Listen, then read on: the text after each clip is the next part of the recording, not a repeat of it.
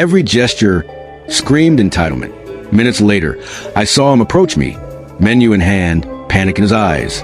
She wanted a wrap we don't make. She says the other location does. I don't think it's on our menu, right? He looked like a kid asking for permission to breathe. I could have told him to stand firm. I could have coached him through boundaries. But it was his first night alone. Throwing him to the wolves wasn't training. It was a sabotage. So instead, I told him to check with the cooks. If they were willing, great. If not, I'd step in. The kitchen shrugged. They could do it. So he delivered the news back to the table. And the second he did, she smirked. A smirk I would learn to hate. That was the moment it began. Every time he returned to the table, she asked for something else. Something impossible. Something petty. Something designed to trip him up. Extra sauce. No, different sauce. Actually, more napkins. Clean fork. Replace this. Ice. No ice. It was a conveyor belt of demands. But it wasn't service. It was sport. I watched his shoulders tense. His face pale.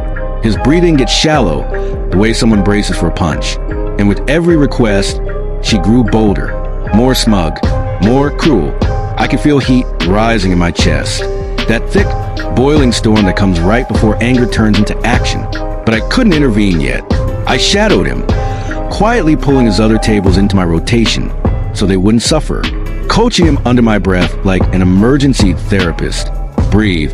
You're doing fine. If she stiff arms you on the tip, your other tables will cover the night. But even with reassurance, he was unraveling. This wasn't nerves anymore. This was humiliation. Closing time came and went. They lingered, because of course they did. Last table on our side. Last customer standing. And that was when he came to me, voice shaking, asking how to stack employee discounts. Employee discounts? My eyebrow shot up. What employee? And then the dagger. The leader of the table had spent the entire meal telling him he was the worst waiter she'd ever seen because she was a trainer at our other restaurant. Suddenly, the rap made sense. The demands, the entitlement. She wasn't just a bully. She was a bully with power. Or at least she thought she had power. And then she added multiple birthdays, free cakes, and she wants a birthday song. Immediately, I could feel my jaw clench, my pulse spike. I wasn't just angry. I was incandescent.